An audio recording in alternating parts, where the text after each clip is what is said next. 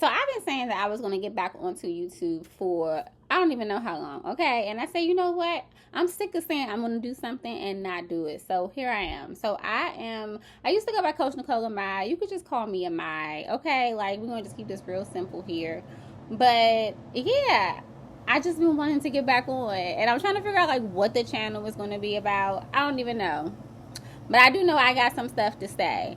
And a part of this channel is me reclaiming my voice and just figuring out who the hell I am and figuring out my beliefs, figuring out what's important to me, what matters to me.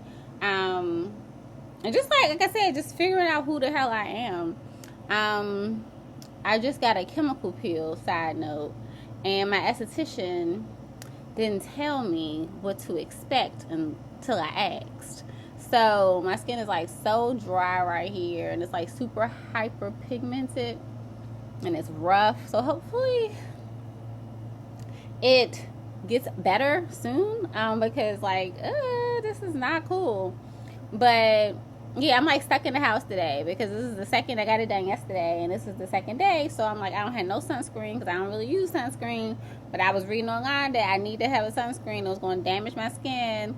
So I ordered something off of Amazon, so I'm waiting for it to come. So I can't really go outside. So I am stuck in the house.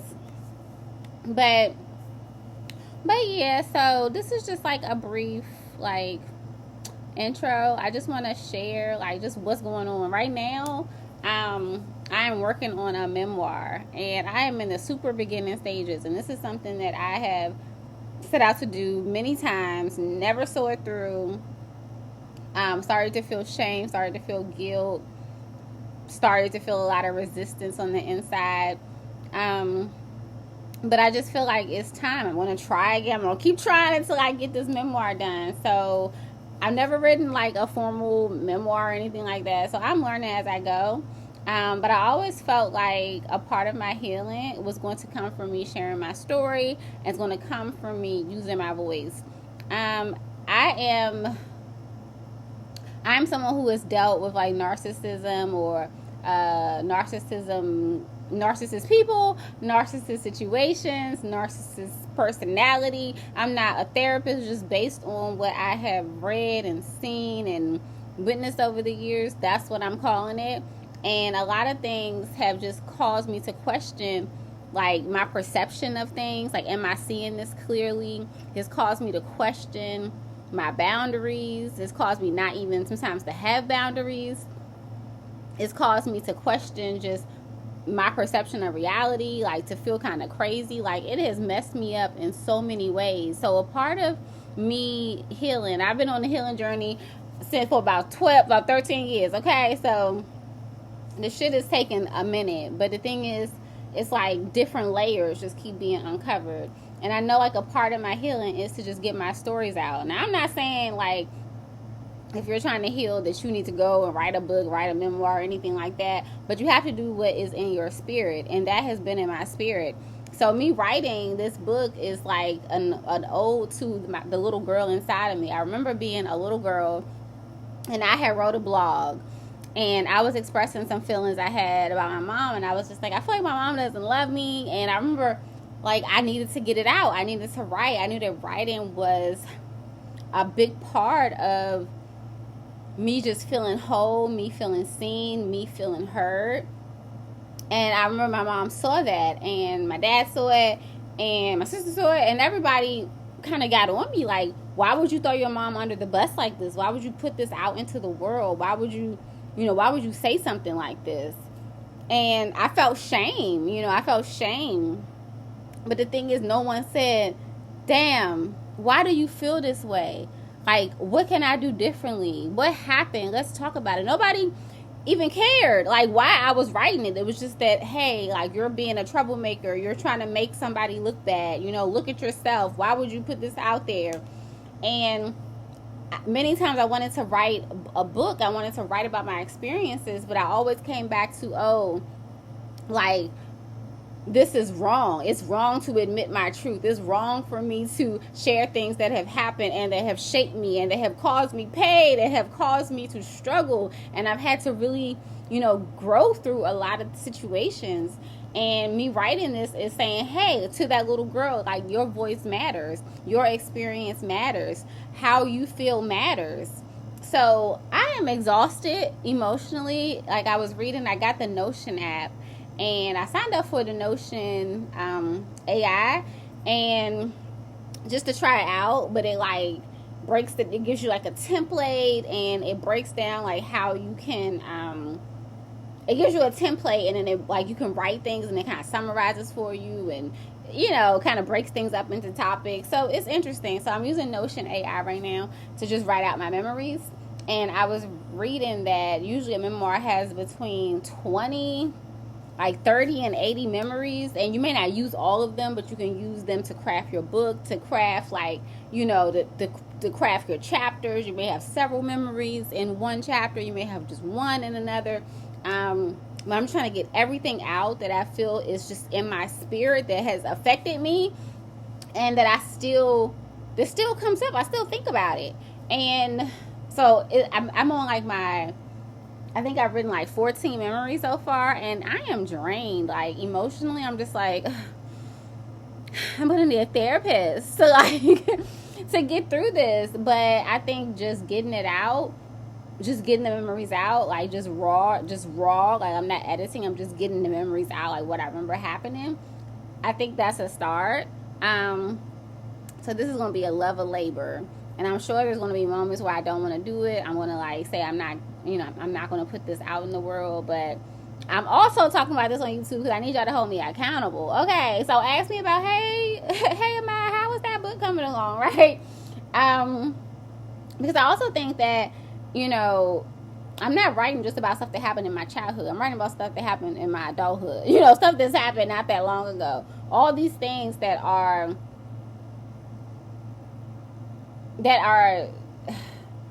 had to struggle through and struggle to try to make sense of, So yeah, it's a process. And I know a lot of people say like they're going to write a book and they never do. So I really want to be in that percentage of people who actually follows through. Like, I've written some ebooks, but still like they wasn't authentic. Like, I always feel like I had to protect other people. I had to protect how they looked. I had to protect their image. So I couldn't be transparent. I couldn't be authentic. I was editing myself. I wasn't saying everything that I wanted to say. I was taking a lot of things out, and I realized the book, like, it just wasn't authentic to who I was because I was writing for someone else versus writing from my heart, right? So I haven't really written anything from my authentic self in that manner, like a book or anything like that. So this is definitely a challenge. Definitely a challenge. But if there's something on your spirit like that you feel like you need to do, don't let anybody get in your way and try to persuade you that you shouldn't do it, that you're not good enough, or you're not strong enough, or you need to protect those around you. Like I always say, if you feel like you want to write a book or do a podcast or do a YouTube station about certain things, like, people should be aware of how they treat you before. Like, you don't have to worry about somebody talking about you if you treat them kindly, right? And I think for me, like, a large part of my healing, like, I wanted to talk to my family, I wanted to talk to my parents, I wanted to get those conversations out, but I couldn't. Like, I could never really, the space wasn't there, the acknowledgement wasn't there, it just wasn't there, so I couldn't get it out. So I said, you know what, I know I need to get it out another way so that I can help other people, because I know that a lot of other people are going through things that I have gone through and have witnessed things that I have witnessed, or can relate to things that I've gone through, and they may feel less alone. And if they see that, hey, like, she is pushing through, she is living a life that feels authentic to her, she is not allowing this to break her anymore, maybe it can give me the strength to learn like how I can move forward and push through and maybe get some help and try to release some of these things, So I'm someone who, like, I go through things, but I always want it to, I don't want to go through something and it's not meaningful. Okay, I want to go through things and then I'm able to help other people through it. That's always been me. Like, when I was dealing with IBS, I still deal with IBS, but when I was like first found some things that kind of helped me, I was the first one trying to like share with other people things they could do to get some IBS relief. When I was, dealing with deep depression, which still comes back sometimes, but I have the tools that kind of help me push through. But I would share things about, hey, these are things I did to help me trying to move through like these deep depressions, when I was dealing with insomnia, like all the things. When I quit smoking weed, I was sharing things that I did. I'm always like trying to, whatever I go through, I'm trying to help other people. I'm trying to share my story, because I feel like we don't go through things just for ourselves. We go through things to be a support, to be a bridge, to be a hand to someone else, right? So to hold something in that has shaped me so drastically, that has been so challenging, and I know that other people are dealing with it, to just hold it in feels selfish. One, for me, not for anyone else, but for me, for the calling that's been put on my spirit, it feels selfish because I know what I'm called to do. And also I feel like it's blocking my ability to really stand in the true, to stand in the true, to stand in my true power. I feel like it's blocking my ability to stand in my true power, because I'm still looking at how will my truth affect other people. And I kind of have to move out of that. I have to be a little selfish for the next stage of this healing journey. So that was a little rant, y'all. But and my face is so tight, and I don't have my eyebrows on.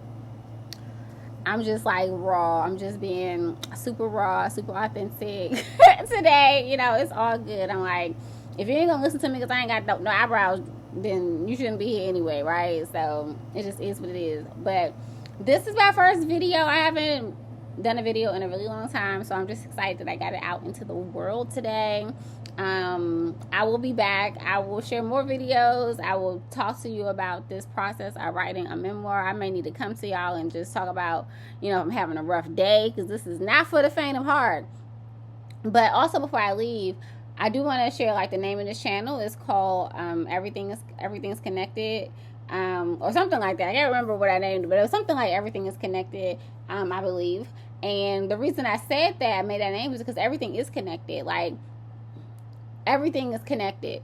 Nothing is in isolation. So, for example, me writing things about my childhood, things about things that happened, in my adulthood, it's all connected to how I show up in the world.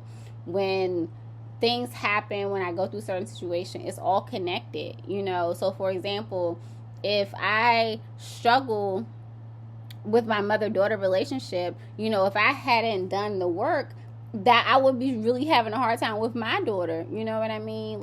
Because everything is connected. But luckily I did some work there, so I can show up for my daughter, just show up for my daughter differently and be more open with her. But everything is connected. Feeling like I have to always prove myself or over explain, that showed up in my relationship. My boyfriend always asked me, why do you explain so much? Just tell me what it is. Just tell me what you want. You don't have to keep explaining.